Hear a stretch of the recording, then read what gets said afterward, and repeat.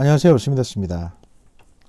11월 19일 정보 분석 리포트 두 번째를 지금 녹음을 하겠습니다. 제가 이제 주말 거치면서 몸살이 나가지고 조금 아팠습니다. 예. 사실 근데 몸살도 몸살이지만 뉴스가 그렇게 급박하게 진행되는 뉴스가 없어가지고 제가 좀 지켜보고 있었거든요. 물론 이제 지금 녹음을 하는 이 시간, 문재인 대통령이 이제 국민과의 대화, 요 하는 방송이 조금 전에 끝이 났는데요. 제가 다는 못 보고 끝에 한 15분 정도 봤는데, 본제 소회는 뭐냐? 폭망이다. 라는 생각이 들고요. 대통령 주변에 보조하는 애들이 이렇게 없나 싶은 생각이 듭니다. 사실 저런 어중이 떠중이 국민들 모아서 그냥 아무 질문이나 받을 게 아니라 이제 차라리 학자들이나 아니면 하다못해 유튜버라든지 팟캐스트 만드는 사람들이라든지 뭔가 이렇게 질문을 좀 조리 있게 그리고 좀 공격적으로 할 수 있는 사람들을 모아가지고 했으면 더 낫지 않았나 싶은 생각이 듭니다. 이건 그냥 MBC에서는 이거를 마치 부흥회처럼, MBC나 청와대는 이걸 어떤 부흥회나 팬미팅처럼 생각했던 것 같고, 오신 국민들은 뭔가 굉장히 진정성 있는 답변을 들을 거라고 생각하고 기대하고 오셨는데, 모든 토론이 그렇습니다만, 300명이나 모아놓고, 방송 시간이 제한이 되어 있으면요, 한 사람이 2분 이상 말하기도 어렵습니다. 대통령 답변은 더 길겠죠. 이러면 이런 식으로 5분씩 잘라 먹기 시작하면 다 못합니다. 다 못하고요. 애당초 실패가 예정돼 있지 않았나 싶은 생각이 듭니다. 제 방송을 제가 다시 한번 보고 요건 차차 제가 말씀을 드리겠습니다. 거기에 대한 평가는 아마 조만간 나올 것 같고요. 잡설은 끝내고 요즘 한창 이제 핫했던 뉴스가 뭐냐면 이제 임종석 의원이 총선을 포기하는 선언을 했습니다. 총선 포기하는 선언을 했는데 이게 이제 도대체 이 의미가 뭐냐에 대해서 많은 분들이 궁금해 하시고요. 또 이 파급 효과, 이 파장이 386 전체에 미치지 않을까 해서 또 걱정하시는 분들도 있습니다. 물론 대부분 걱정은 386 분들이 하고 계시는 건데 따라서 이제 여기에 대한 어떤 기사를 소개해 드리면서 이 의미가 과연 무엇인지를 하나하나 짚어보도록 하겠습니다. 중앙일보에서 이제 11월 18일에 나온 기사에 따르면 더불어민주당 A 의원 같은 경우에는 임종석 3주 전에 임 전 실장과 술자리를 했었는데 그때 이제 A 의원이 뭐라고 했냐면 내년 2월까지만 버텨라. 정세균 선배가 비켜주면 들어가고 안 비켜줘도 딴 데 갈 데 많다. 조조해하지 마라. 이렇게 얘기했다는 겁니다. 그때 이제 임종석 전 대통령 비서실장의 답변이 형, 내가 바보요? 이랬답니다. 이제 그때 들은 의원의 느낌은 안다. 저도 알고 있습니다. 이런 느낌이었다는데 3주 뒤에 이렇게 이제 출마 안 할 줄은 몰랐다. 이런 얘기를 이제 하는 거죠. 지난 1월 8일 문재인 정부 초대 비서실장에서 내려온 다음에 사임을 했죠. 그리고 임 전 실장의 행보는 확실히 내년 선거를 위한 이제 출마 쪽으로 가닥이 잡혀 있었습니다. 저희가 이전에 이제 거장판에도 말씀드렸다시피 정세균 전 국회의장의 지역구인 종로구로 이사를 갔거든요. 전세인지 월세인지 하여튼 이사를 갔습니다. 근데 이게 이제 정세균 전 국회의장한테 얘기도 안 하고 이사를 간 거예요. 그렇기 때문에 쉽게 말해서 이제 이사하고 나서 지난 5월 달에 기자한테 뭐라고 했냐면 임종석 씨가 정 선배에게 솔직히 말씀드렸다며 출마 지역구는 내년 초께 당에서 결정을 내줄 테지만 그 전까지 일단 종로에 살림집만 좀 옮겨 놓겠다고 했다라고 말했습니다. 그러니까 종로에서 출마를 하고 싶었던 거죠, 본인은. 그런데 이제 정세균 전 국회의장이 지금 6선인데 7선 도전을 위해서 이제 지역구 활동에 박차를 가하고 있고 이렇게 되다 보니까 임종석 씨는 이 평일에 그냥 여기저기 등산 다니면서 고민이 많았던 것 같습니다. 안 준다. 종로는 포기 못 하겠다라고 이제 얘기를 한 건데 그 와중에 여러 가지 얘기가 나왔습니다. 뭐냐면 정세균 씨가 사실은 이제 국무총리를 하고 싶어 하는데, 결국에는 정세균 씨를 국무총리를 시켜주면 그때 임종석에게 넘겨주겠다. 뭐 이런 제안을 했다는 겁니다. 뭐 임종석 씨는 이제 그럴 힘은 없고요. 그래서 결국에는 뭐 그렇게 됐고, 지금 이제 경선에서는, 민주당 내부 경선에서는 그 임종석 씨가 정세균 씨한테 택도 없습니다. 종로에서 이렇게 여론조사를 하게 되면, 뭐 당원 여론조사든 뭐든 간에. 그렇다고 해서 지금 뭐 서울 동작을 쪽으로 갈 수도 없고, 왜냐면 나경원 원내대표 지역구인 동작을이 이제 있긴 한데 그쪽으로 지금 옮겨가면 되게 굉장히 모양 빠지는 상황이거든요.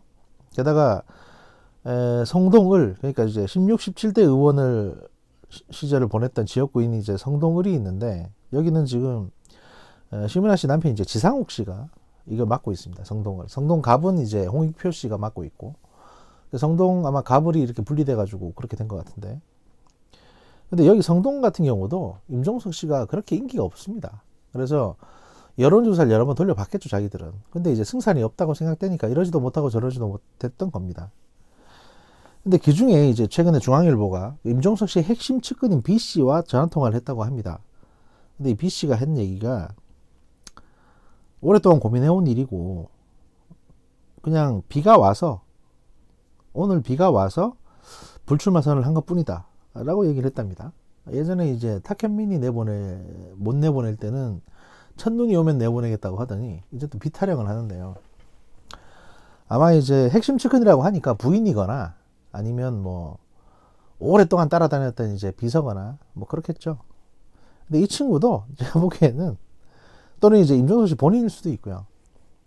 제가 보기엔 그 비가 와서 결행했다 이런 얘기를 하는 거 보면 본인일 가능성도 높고요. 그냥 핵심 측근 B씨라고 하지만 이제 이렇게 표현해 주는 거고, 본인이 아니고서야 누가 이런 식의 워딩을 쓰면서 기자한테 얘기를 하겠습니까?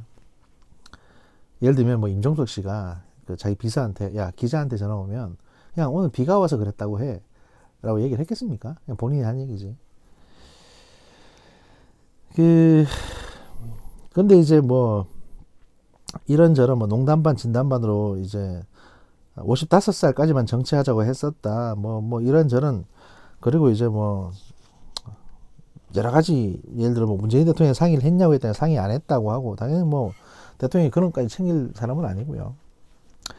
또 이제 민주당 일각에서는 임 전 실장의 이번 결정을 두고 총선을 포기한 대신 다른 목표를 염두에 둔 포석이라는 해석도 나온다는 겁니다. 예를 들면 뭐 남북 정상회담의 주역이기도 했고, 또 서울시 정무부시장 출신이기도 했기 때문에 차기 통일부 장관이나 또는 서울시장에 도전하고 싶은 거 아니냐라는 어떤 얘기들이 나오는데, 이거는 아마 임종석 씨의 그냥 여러 가지 망상 중에 하나일 겁니다. 그냥 화장실에 앉아가지고 앞으로 내가 뭘 할 수 있을까에 대해서 이거 한번 해볼까 저거 한번 해볼까 해서 망상 중에 하나일 테고, 하지만 그 주변에서 이런 거를 뭐 추천해 주거나 도와줄 리는 없고요.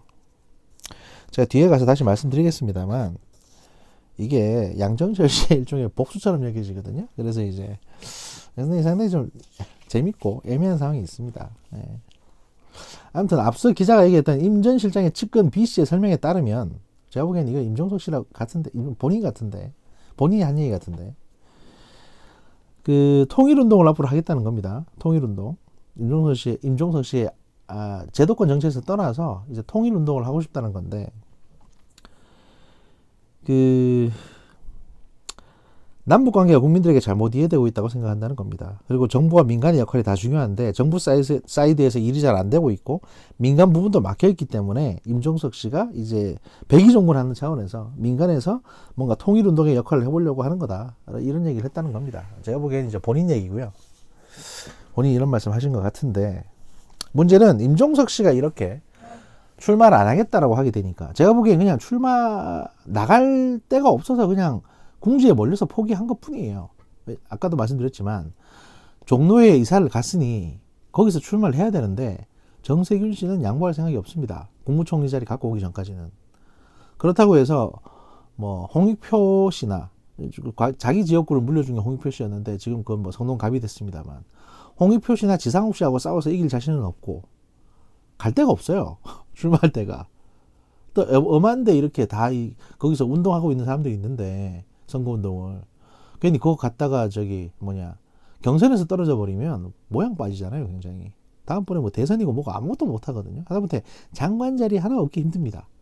지금 임종석 스스로 갖고 있는 어떤 네임 밸류에 비하면. 그러니까 출마할 데가 아무데도 없기 때문에 일단은 후퇴하는 겁니다. 이렇게 일단 후퇴하는 거고, 통일부 장관으로라도 불러주면 감지덕지죠. 사실은 가겠다 뭐 이런 생각인 것 같습니다. 근데 왜 이렇게 됐냐, 임종석 씨가 이렇게 주저앉혀지니까 이제 우상호 씨나 이인영 씨 같은 소위 말해서 86그룹, 과거에 이제 386이라고 불렸던 3선 이상의 86그룹들이 물러나라 이렇게 된 겁니다. 게다가 그 정세균 전 의장부터 지금 이제 종로에 있는 정세균 씨도 이제 출마를 하기 위해서 뭔가 다른 대의 명분이 필요해진 상황이 됩니다. 그러니까 기존의 친문 이외에 지금 3, 4선을 하고 있는, 예를 들면 이제 김대중 대통령이 발탁해가지고 국회의원으로 만들었던 그룹이 지금의 386이거든요. 그러니까 과거에 이제 왜 열린우리당 그 사태, 그러니까 탄핵 사태 때문에 들어왔던 열린우리당 그 출신들, 2004년인가요? 뭐 하여튼 그 탄핵 사태 때 대거 들어왔던 사람들, 그러니까 소위 탄두리라고 불리는 국회의원들, 정봉주나 정청래나 안민석 이런 사람들 말고 그 이전 세대, 그보다 한 선 내지 국회의원이 1선 더 많은, 그러니까 김대중 정부에서 이제 국회의원이 된 사람들, 이 사람들이 주로 386 그룹인데, 우상호, 이인영 뭐 이런 사람들입니다. 이철이라든지 뭐 이런 분들인데, 추미애 씨도 그렇고요. 그런 분들인데, 이분들이 지금 나가라, 기득권이다, 3선 이상 했는데 뭐 이뤄낸 게 없다, 그러니까 다 나가줬으면 좋겠다, 그리고 그 빈자리를 이제 친문이 채울 거다, 이렇게 지금 양정철이나 이런 사람들은 이제 전략을 꾸미고 있는 거죠. 그래서 이제 이렇게 임종석을 주저앉히게 되면 문희상 의장이라든지 정세균 전 의장이라든지 이런 사람들도 명분이 필요해집니다. 왜냐하면 임종석도 관두는데 그보다 더 많은 6선이나 7선쯤 되는 사람들이, 뭐 예를 들어서 문희상 의장 같은 경우에는 자기 아들한테 지금 지역구를 물려주려고 했는데 이것도 지금 욕먹게 생겼습니다. 이거 그냥 수구 보수들이나 한 짓이니까. 게다가 지 아들이 뭐라고, 아직 뚜렷하게 뭐 업적도 없어요. 이렇게 되니까 이제 이게 불이 옮겨 붙고 있고, 그 다음에 문재인 정부 초대 비서실장이라는 임종석 씨가 상징성 때문에 지금 각지에서 출사표를 던지고 있는 40여 명의 청와대 비서관 행정관 출신들, 이 40여 명의 청와대 비서관이나 행정관 출신들 중에는 친문도 있습니다만 그게 아니라 그냥 시민단체 출신이거나 또는 이제 호남 지역에서 뭐 시의원이나 구청장 했던 분들도 꽤 있습니다. 근데 그 친문으로 분류되지 않는 분들이 꽤 있습니다. 시민단체 출신들. 그분들도 이제 적극적으로 선거운동을 좀 주춤하게 된다. 왜냐하면 초대 비서실장 했던 사람이 안 하겠다고 하는데 그 밑에 행정관이나 비서관들이 내가 국회의원 한번 해보겠다 이래버리면 그것도 이제 명분이 안 서죠. 그래서 줄줄이 지금 스톱되게 됐습니다. 그러면 이 구도를 누가 짰냐? 이 언론 기사에서는 다루지 않고 있습니다만, 그리고 이제 처음에 임종석 씨가 관둔다고 하니까 소위 말해서 이제 이인영 원내대표 같은 경우에는 뭐라고 했냐면, 이게 진퇴 문제, 그러니까 386들의 진퇴 문제로 연결되는 것은 원하지 않는다. 삼성중진의 용퇴 문제로만 혁신의 모습이 나타나야 하는지, 더 큰 가치와 새로운 정치 질서를 위해 지혜를 모을 수는 없는지 고민하고 있다라고 말했고요. 그러니까 우리 보고 나가지 마라, 우리 보고 나가라고 하지 마라는 얘기죠. 우상호 의원 같은 경우에는 386들이 기득권이라고 말해지는 것 자체에 모욕감을 느낀다. 아직 충분히 해먹지를 못했는데 왜 우리 보고 기득권이라 그러냐, 386이 뭘 했다고, 뭐 이렇게 말씀하시는 것 같습니다. 그래서 난 못 나가겠다 뭐 이런 말씀을 하시는데, 저희가 이제 양정철 씨에 대해서 다루면서 지난번에 이제 거대한 장기판에서 이런 말씀 드렸던 적이 있습니다. 임종석이하고 양정철이하고 사이가 굉장히 안 좋다.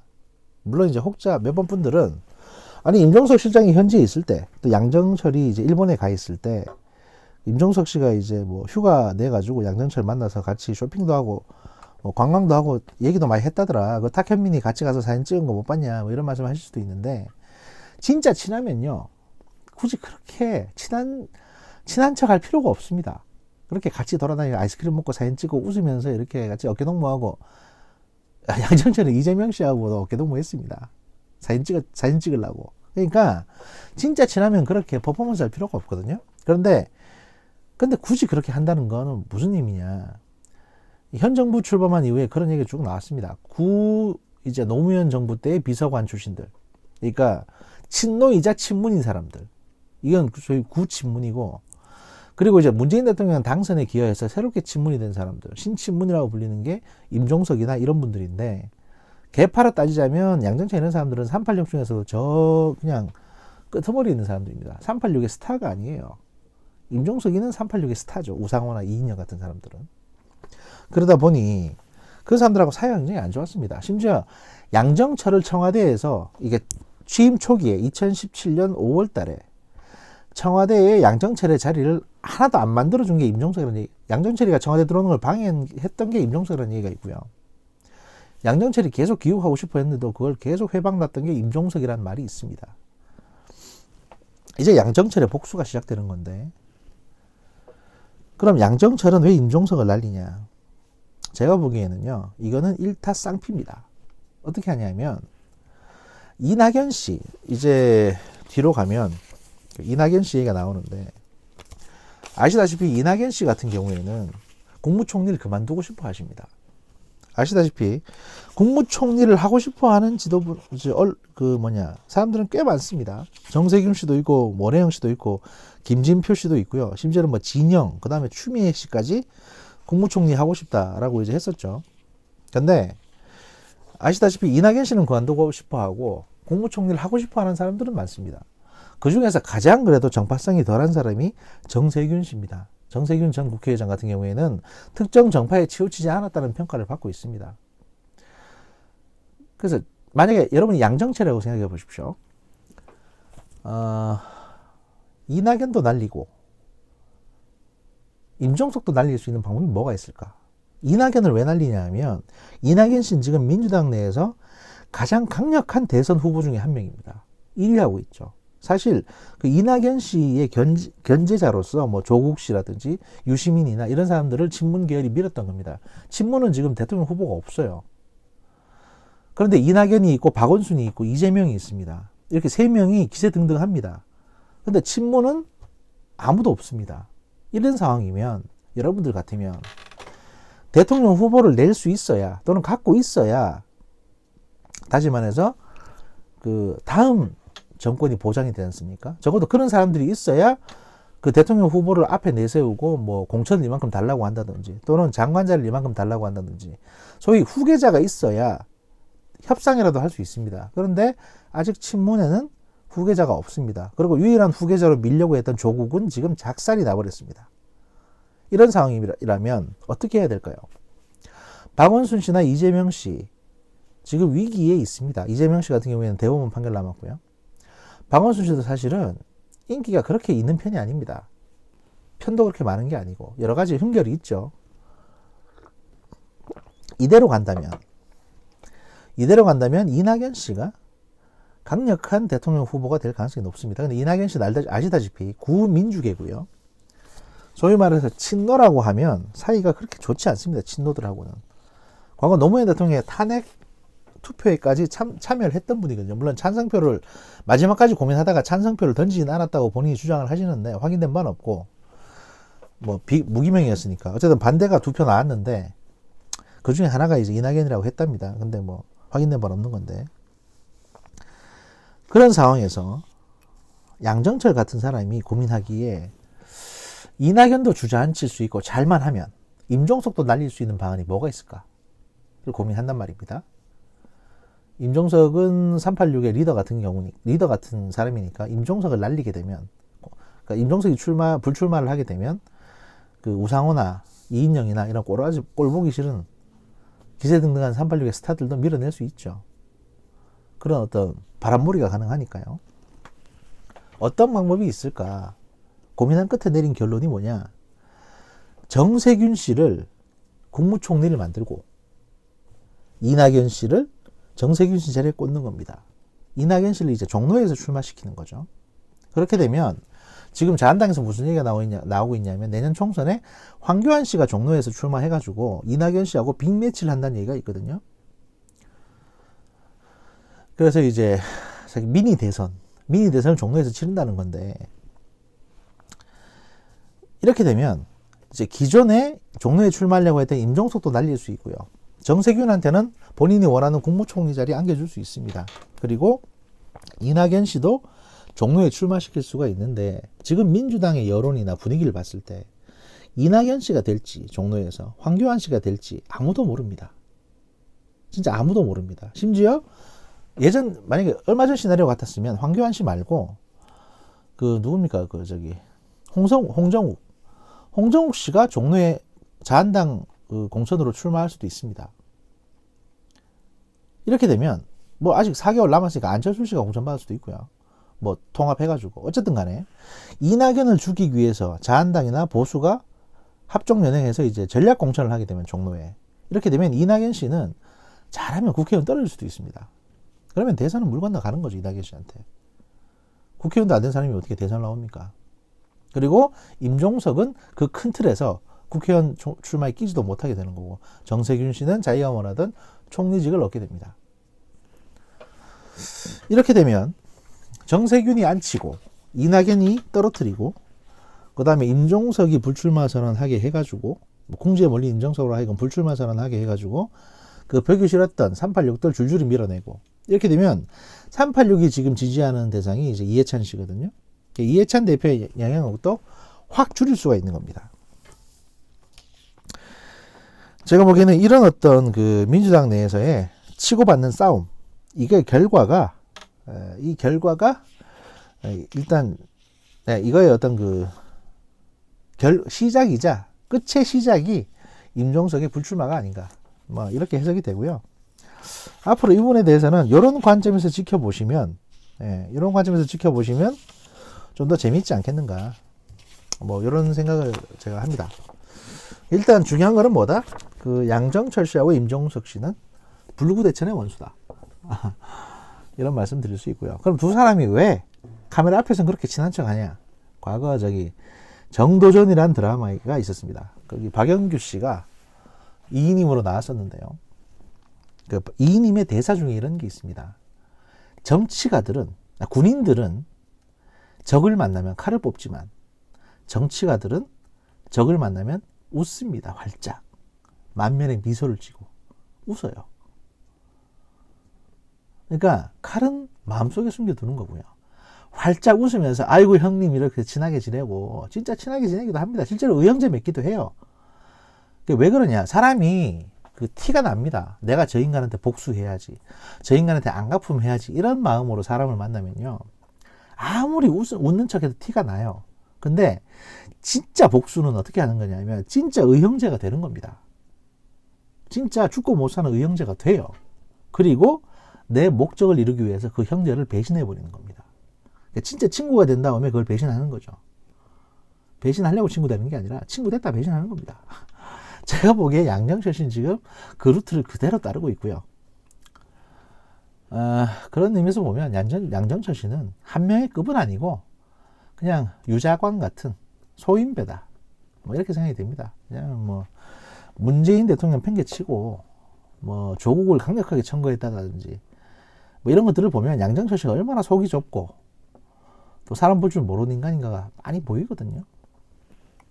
하여튼 지금 그 임종석 씨의 불출마와 관련된 어떤 이면이 지금 이렇다. 그리고 이낙연 씨도 그렇게 안심할 수 있는 상황이 아니다.